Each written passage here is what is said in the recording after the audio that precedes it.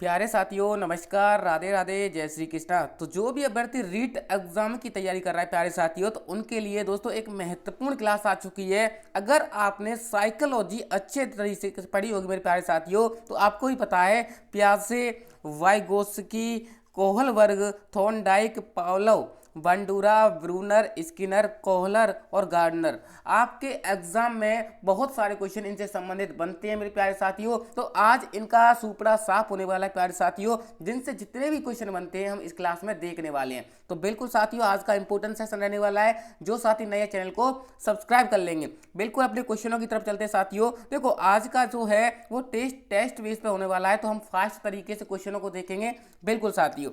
तो आपका first question साथियों, जीन पियाजे के संज्ञानात्मक विकास सिद्धांत के अनुसार किस चरण पर अनैच्छिक क्रियाएं अधिगम का प्रधान एवं प्राथमिक माध्यम होती है। यानी आपको पता है मेरे प्यारे साथियों, जीन पियाजे ने संज्ञानात्मक विकास की 4 अवस्थाएं बताई हैं। कितनी अवस्थाएं बताई हैं? 4 अवस्थाएं बताई हैं।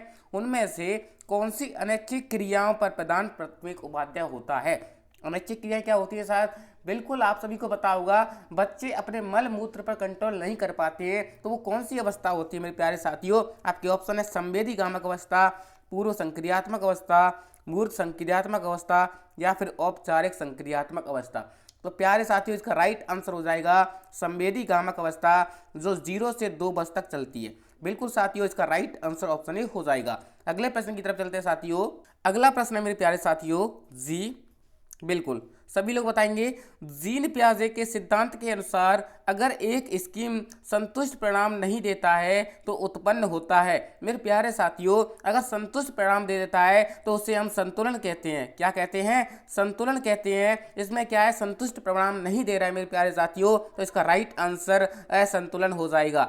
जो भी साथी ऑप्शन भी बता रहे हैं उनका राइट आंसर हो जाएगा। सभी साथी एक बार मुझे बताएंगे कि आपके कितने सही हुए, कितने गलत हुए। ठीक है, अगला प्रश्न है साथियों जी, जीन पियाजे के संज्ञानात्मक विकास के सिद्धांत के अनुसार बच्चे किस अवस्था से वस्तु स्थायित्व समझना प्रारंभ कर देते हैं? आपके ऑप्शन है संवेदी गामक अवस्था, पूर्व संक्रियात्मक अवस्था, मूर्त संक्रियात्मक अवस्था, औपचारिक संक्रियात्मक अवस्था। मेरे प्यारे साथियों, जीन पियाजे के संज्ञानात्मक विकास सिद्धांत से आपकी चारों अवस्थाओं में से बहुत सारे क्वेश्चन बनते हैं और आपके एग्जाम में भी पूछे जाते हैं। तो बिल्कुल साथियों, जीन पियाजे के संज्ञानात्मक विकास के सिद्धांत द्वारा जो वस्तु स्थायित्व का जो समझना प्रारंभ कर देता है बच्चा 0 से 2 वर्ष यानी संवेदी पेशी अवस्था में कर देता है। ठीक है, तो इसका राइट आंसर हो जाएगा ऑप्शन ए।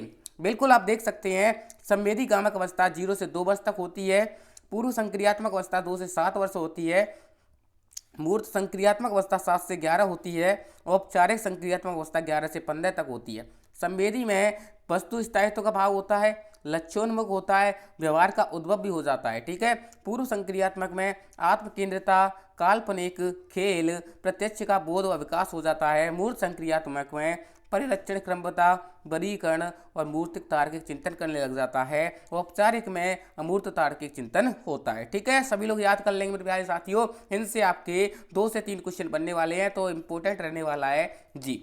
अगले प्रश्न की तरफ चलते हैं। अगला प्रश्न है आपका, लेव वाइगोस्की के अनुसार शिक्षण अधिगम की कौन सी विधि अधिगम को समुन्नत करती है? बिल्कुल सभी साथी इसका राइट आंसर बताएंगे प्यारे साथियों। लेव वाइगोस्की के अनुसार निष्क्रिय अनुकरण बिल्कुल नहीं हो सकता, सहभागी अधिगम हो जाएगा मेरे प्यारे साथियों। इसका राइट आंसर हो जाएगा सहभागी अधिगम। व्याख्यात्मक शिक्षण नहीं हो सकता, उद्दीपक प्रतिक्रिया अनुकूलन नहीं होगा। ठीक है, सहभागी अधिगम इसका राइट आंसर हो जाएगा बिल्कुल साथियों। अगला प्रश्न है आपका, लॉरेंस कोहलबर्ग ने बच्चों एवं वयस्कों में नैतिक तर्क का मूल्यांकन के लिए किसका उपयोग किया है? परिकल्पित स्थितियां, कागज कलम आधारित परीक्षा, चित्रकला या रिपोर्ट कार्ड? बिल्कुल रिपोर्ट कार्ड, चित्रकला, कलाम कलम आधारित परीक्षा, इसका राइट आंसर हो जाएगा परिकल्पित स्थितियां। ठीक है, जो भी ऑप्शन होता है उनका राइट आंसर हो जाएगा प्यारे साथियों। आगे बढ़ते हैं। अगला प्रश्न है आपका जी, 6 नंबर क्वेश्चन है, लॉरेंस कोहलबर्ग ने बच्चों और वयस्कों से संबंधित किस विषय की जांच की थी?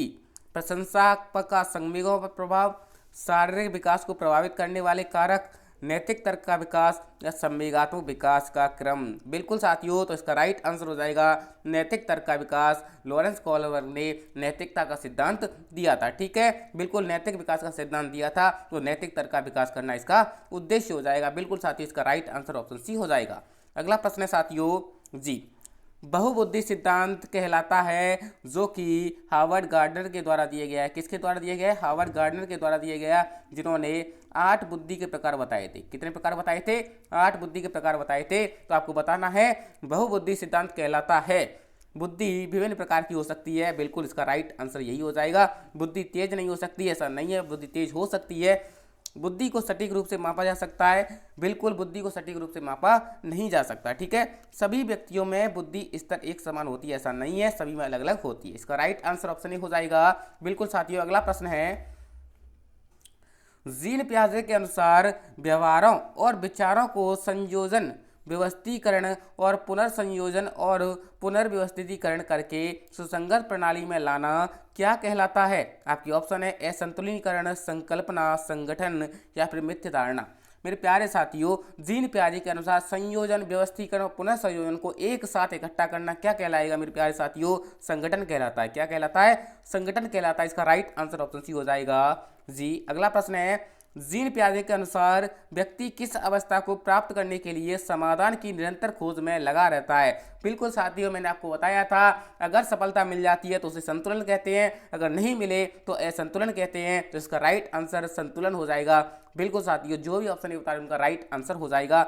आत्मसातकरण और समंजन नहीं होगा। ठीक है, अगला प्रश्न है प्यारे साथियों जी, जीन पियाजे के संज्ञानात्मक विकास के सिद्धांत के अनुसार किस अवस्था में बच्चे अनैच्छिक क्रियाओं से ऐच्छिक क्रियाओं की ओर बढ़ना आरंभ कर देते हैं? अनैच्छिक क्रिया मैंने आपको बताई थी संवेदी पेशी अवस्था। तो अब बताना है आपको, जो ऐच्छिक क्रियाएं होती हैं वो किस अवस्था में होती है प्यारे साथियों। तो बिल्कुल साथियों, इसका राइट आंसर ऑप्शन ही हो जाएगा। मैंने आपको बताया था कि अनैच्छिक क्रियाएं भी संवेदी पेशी अवस्था में होती हैं, तो अनैच्छिक क्रियाओं से ऐच्छिक क्रियाओं में जाने लग जाता है। तो बिल्कुल संवेदी कामक अवस्था में जब 2 वर्ष का अंत आने लग जाता है तो अब बच्चा कंट्रोल करने लग जाता है। ठीक है, 0 से 2 वर्ष तक होती है, याद रख लेना है। बिल्कुल जी। अगला प्रश्न है प्यारे साथियों, सिद्धांतवादी और उनके द्वारा प्रतिपादित विचार का सही युग्म चुनिए। आपकी ऑप्शन है लेव वाइगोस्की, सांस्कृतिक उपकरण। यही इसका राइट आंसर हो जाएगा प्यारे साथियों। लेव वाइगोस्की सांस्कृतिक उपकरण से ही जुड़े होते हैं। हार्वर्ड गार्डनर जी घटक बुद्धि, दोस्तों मेरे प्यारे साथियों, जी और एस थ्योरी आपके स्पीयरमैन ने दी थी। किसने दी थी? स्पीयरमैन ने दी थी। और जीन पियाजे ने मेरे प्यारे साथियों संज्ञानात्मक विकास का सिद्धांत दिया था। पाड़ आपका कोहलबर्ग ने दिया था। किसने दिया था? कोहलबर्ग ने दिया था। और लॉरेंस कोहलबर्ग ने मेरे प्यारे साथियों नैतिक विकास का सिद्धांत दिया था। ठीक है, संवेगात्मक परिपक्वता नहीं दी थी। ठीक है, इसका राइट आंसर ऑप्शन हो जाएगा प्यारे साथियों। अगला प्रश्न है जी, रजनी अपने दोस्तों के कार्यों को जैसे को तैसा मानसिकता के आधार पर जांचती है। लॉरेंस कोहलबर्ग के सिद्धांत के अनुसार वर्तमान में रजनी संज्ञानात्मक का नैतिक विकास के किस स्तर पर है? आपको भी पता है 3 स्तर बताए थे, परंपरागत, पूर्व परंपरागत और उत्तर परंपरागत। तो ये किस स्तर के आधार पर है मेरे प्यारे साथियों? तो बिल्कुल इसका राइट आंसर ऑप्शन भी हो जाएगा। जो सबसे पहला होता है पूर्व परंपरागत, जिसमें जैसे को तैसा करने के लिए कहते हैं। बिल्कुल साथियों, इसका राइट आंसर ऑप्शन भी हो जाएगा। बिल्कुल साथियों, अगला प्रश्न है साथियों जी, लेव वाइगोस्की के सिद्धांत को किस तरह का सिद्धांत माना गया है? मनोविश्लेषणात्मक, सामाजिक सांस्कृतिक, व्यवहारवादी या फिर सूचना प्रसंस्करण? बताइए लेव वाइगोस्की। बिल्कुल साथियों जी, इंपॉर्टेंट क्वेश्चन रहने वाला है। मनोविश्लेषण में नहीं होता है, सिगमंड फ्रायड ने दिया था। सामाजिक सांस्कृतिक हो जाएगा। मैंने आपको बताया था कि सांस्कृतिक आपको कहीं भी दिख जाए तो आपको लेव वाइगोस्की कर देना है। बिल्कुल इसका राइट आंसर ऑप्शन भी हो जाएगा। व्यवहारवादी नहीं होगा, सूचना प्रसंस्करण नहीं होगा। ठीक है, इसका राइट आंसर ऑप्शन भी हो जाएगा साथियों। अगला प्रश्न है जी, लेव वाइगोस्की के अनुसार बच्चों में संज्ञानात्मक प्रक्रिया को किसके माध्यम से सुगमता दी जाती है? नकारात्मक पुनर्वलन, प्रतियोगिता, भाषा या फिर आनुवंशिक विन्यास? बिल्कुल साथियों जी, इसका राइट आंसर हो जाएगा भाषा। लेव वाइगोस्की हमेशा किससे जुड़े हुए हैं? भाषा से जुड़े हुए हैं। आपको कहीं पर भी लेव वाइगोस्की दिख जाए आपको भाषा कर देना है। बिल्कुल साथियों, इसका राइट आंसर ऑप्शन सी हो जाएगा। अगला प्रश्न है, हार्वर्ड गार्डनर ने बहुबुद्धि सिद्धांत में निम्न में से किस बुद्धि प्रकार को शामिल नहीं किया है? इंपॉर्टेंट क्वेश्चन है प्यारे साथियों। ये क्वेश्चन 2 से 3 बार पूछा जा चुका है प्यारे साथियों, तो इंपॉर्टेंट रहने वाला है। मैंने आपको बताया था कि बहुबुद्धि सिद्धांत हार्वर्ड गार्डनर के द्वारा दिया गया था। इन्होंने 8 प्रकार की बुद्धि बताई थी। कौन कौन सी थी? भाषाई बुद्धि, संगीत बुद्धि, स्थानिक बुद्धि, अंतरावैयक्तिक, तार्किक गणित, दैहिक क्रियात्मक, अंतरावैयक्तिक और प्राकृतिक बुद्धि। ठीक है, आपसे पूछा गया है कि हार्वर्ड गार्डनर द्वारा बहुबुद्धि के सिद्धांत में से किस प्रकार की बुद्धि शामिल नहीं थी? तो प्रकृति बुद्धि थी, स्थानीय बुद्धि थी, लेकिन बोधन बुद्धि नहीं थी, अंतर्वैयक्तिक थी। ठीक है, इसका राइट आंसर ऑप्शन सी हो जाएगा प्यारे साथियों। तो आपको कंफ्यूज नहीं होना है, इनको 2 से 3 बार पढ़ लेना है, स्क्रीनशॉट ले सकते हो साथियों। इसके नोट्स आपको टेलीग्राम पर मिलने वाले हैं। तो साथियों इसका राइट आंसर हो जाएगा बोधन बुद्धि। इसकी जगह कभी कभी भावात्मक बुद्धि दे देता है, तो भावात्मक बुद्धि भी हार्वर्ड गार्डनर द्वारा नहीं बताई गई थी। ठीक है, अगला प्रश्न है प्यारे साथियों जी, हार्वर्ड गार्डनर के अनुसार एक अच्छा कवि और लेखक होने के लिए एक व्यक्ति में किस प्रकार की बुद्धि होनी चाहिए? बिल्कुल अंतर्वैयक्तिक, भाषाई, शारीरिक गति संवेदी या दिशाई। तो इसका राइट आंसर भाषाई हो जाएगा। एक अच्छे कवि के अंतर्गत मेरे प्यारे साथियों भाषाई बुद्धि होनी चाहिए। ठीक है, इसका राइट आंसर ऑप्शन बी हो जाएगा। बिल्कुल आगे बढ़ते हैं। अगला प्रश्न है, निम्नलिखित में से किस सिद्धांत को पुनर्वलन का सिद्धांत भी कहते हैं? आपकी ऑप्शन है उद्दीपक अनुक्रिया का सिद्धांत, शास्त्रीय अनुबंधन का, क्रिया प्रसूत अनुबंधन या सूझ का सिद्धांत। प्यारे साथियों इसका राइट आंसर ऑप्शन सी हो जाएगा, क्रिया प्रसूत अनुबंधन, जो कि BF स्किनर के द्वारा दिया गया था। किसके द्वारा? BF स्किनर के द्वारा दिया गया था, जिसे पुनर्वलन का सिद्धांत भी कहते हैं। ठीक है, सभी को पता चल गया होगा। बिल्कुल आगे बढ़ते हैं। अगला प्रश्न है प्यारे साथियों, निम्नलिखित में से किसने अधिगम सिद्धांत का प्रतिपादन नहीं किया? स्किनर, कोहलर, थॉर्नडाइक या फिर BS ब्लूम। बिल्कुल साथियों स्किनर ने किया था, कोहलर ने भी किया था, थॉर्नडाइक ने भी किया था, लेकिन BS ब्लूम इसका राइट आंसर हो जाएगा। BS ब्लूम ने मूल्यांकन का 3 भागों में वर्गीकरण किया था। ठीक है जी, अगला प्रश्न है, बताएंगे सभी लोग, सीखने के अंतर्दृष्टि सिद्धांत को निम्नलिखित में से किसने बढ़ावा दिया? गेस्टाल्टवादी ने, पावलोव ने, जीन पियाजे ने या फिर वाइगोत्स्की ने। सभी लोग बताएंगे इसका राइट आंसर। बिल्कुल प्यारे साथियों इसका राइट आंसर हो जाएगा गेस्टाल्टवादी। सीखने के अंतर्दृष्टि सिद्धांत को मेरे प्यारे साथियों गेस्टाल्टवादियों ने, जो कि इसमें मैक्स बर्दीमर, कौन मेरे प्यारे साथियों? मैक्स बर्दीमर, कोहलर और कोपका तीनों शामिल थे। ठीक है, सभी को याद रख लेना मेरे प्यारे साथियों। अगला प्रश्न है प्यारे साथियों जी, क्रिया प्रसूत अनुबंधन का दूसरा नाम क्या है? नैमित्तिक अनुबंधन, प्राचीन अनुबंधन, समीपस्थ अनुबंधन या फिर चिन्ह अनुबंधन। बिल्कुल साथियों, तो इसका राइट आंसर नैमित्तिक अनुबंधन हो जाएगा। क्रिया प्रसूत हम बात कर चुके हैं, स्किनर के द्वारा दिया गया है। किसके द्वारा दिया गया है? स्किनर के द्वारा दिया गया है, जिसे नैमित्तिक अनुबंधन भी कहा जाता है। ठीक है, अगला प्रश्न है प्यारे साथियों जी, जीन पियाजे के संज्ञानात्मक विकास के सिद्धांत के अनुसार अध्यापक को किस अवस्था में क्रमबद्धता से संबंधित प्रश्न हल करने के लिए देना चाहिए? आपके ऑप्शन है संवेदीगामक, पूर्व संवेद संक्रियात्मक, मूर्त संक्रियात्मक या फिर औपचारिक संक्रियात्मक। यानी कि जीन पियाजे के संज्ञानात्मक विकास के किस सिद्धांत के अनुसार अध्यापक को किस अवस्था में क्रमबद्धता से संबंधित प्रश्न हल करने के लिए देना चाहिए? तो बिल्कुल साथियों इसका राइट आंसर हो जाएगा मूर्त संक्रियात्मक। इसमें बच्चा तार्किक रूप से सोचना प्रारंभ कर देता है। ठीक है, बिल्कुल इसका राइट आंसर ऑप्शन सी हो जाएगा। अगला प्रश्न है, जीन पियाजे के सिद्धांत के अनुसार व्यक्ति आत्मसात्मीकरण और समंजन के माध्यम से किस स्थिति को प्राप्त करने का प्रयास करता है? बिल्कुल साथियों मैंने आपको बताया था, बिल्कुल संतुलन। जब सफल हो जाता है तो संतुलन प्राप्त कर लेता है, जब सफल नहीं होता है तो उसे असंतुलन कहते हैं। ठीक है, बिल्कुल साथियों इसका राइट आंसर ऑप्शन ए हो जाएगा जी। अगला प्रश्न है प्यारे साथियों, एक विद्यार्थी अपने सहपाठियों के इरादे, प्रेरणा, स्तर तथा मनोदशा को उचित प्रकार से समझने में सक्षम है। गार्डनर के बहुबुद्धि सिद्धांत के अनुसार विद्यार्थी में किस प्रकार की बुद्धि होती है? बिल्कुल साथियों आपके ऑप्शन है प्राकृतिक, अंतर्वैयक्तिक, तार्किक या फिर आध्यात्मिक। बिल्कुल साथियों इसका राइट आंसर हो जाएगा अंतर्वैयक्तिक। क्या हो जाएगा?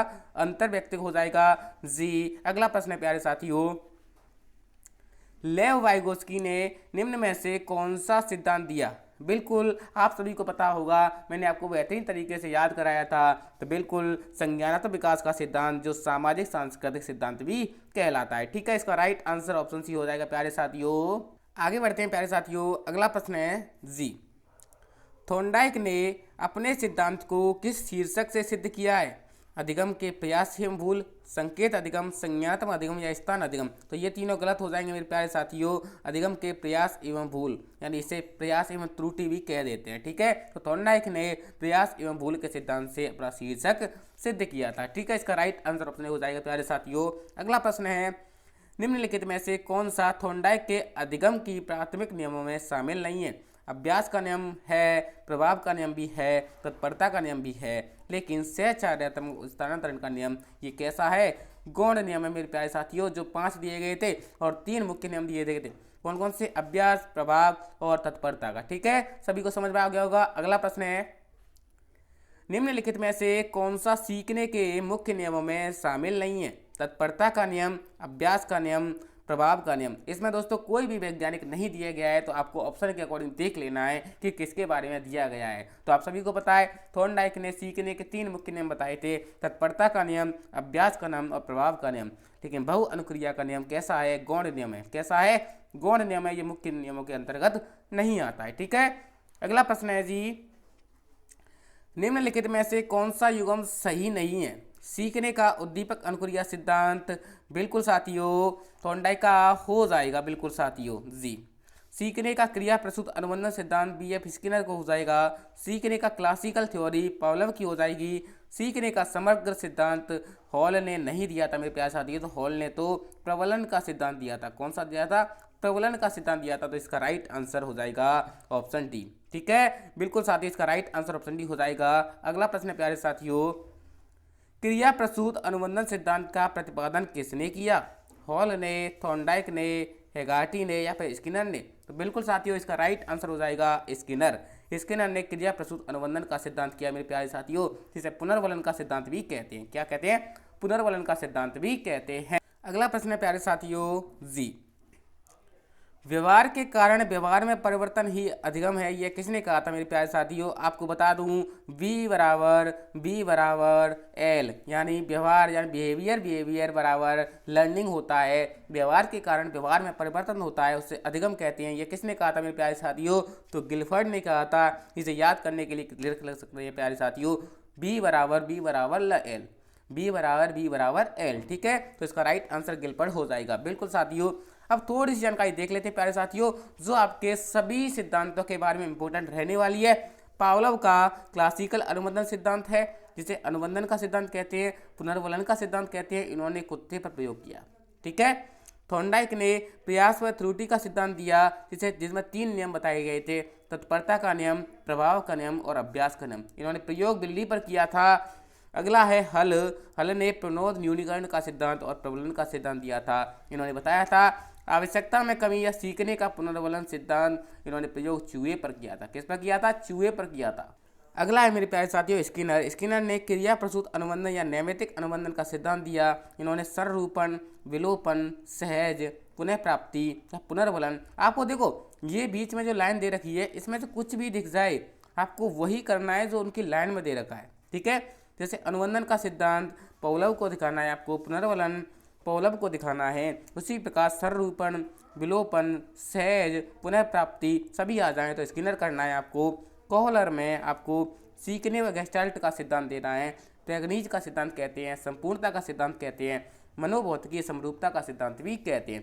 थोड़ी सी मेरी तबीयत खराब है तो आप मैनेज करने की कोशिश करें आवाज़ को। ठीक है, पियाजे का सीखने का संज्ञानात्मक सिद्धांत है, जिसमें अनुकूलन, संतुलन, संरक्षण, संज्ञानात्मकता, संरचना, मानसिक क्रिया, स्कीम्स, स्कीमा और विकेंद्रीकरण सभी लोग आते हैं। ठीक है, वनमानस, बंदर और मुर्गी पर इन्होंने खोज किया था। किसने किया था? कोहलर ने किया था। ठीक है, वाइगोस्की का सीखने का संज्ञान सिद्धांत है, जिसमें सामाजिक संज्ञान सिद्धांत दिया गया था। तो सभी को ये चीज़ें याद रख लेनी है, स्क्रीनशॉट ले सकते हैं प्यारे साथियों, आपके लिए इंपॉर्टेंट रहने वाली हैं सभी चीज़ें, तो इनको याद कर लेना। जी बिल्कुल स्क्रीनशॉट ले सकते हो आप मेरे प्यारे साथियों।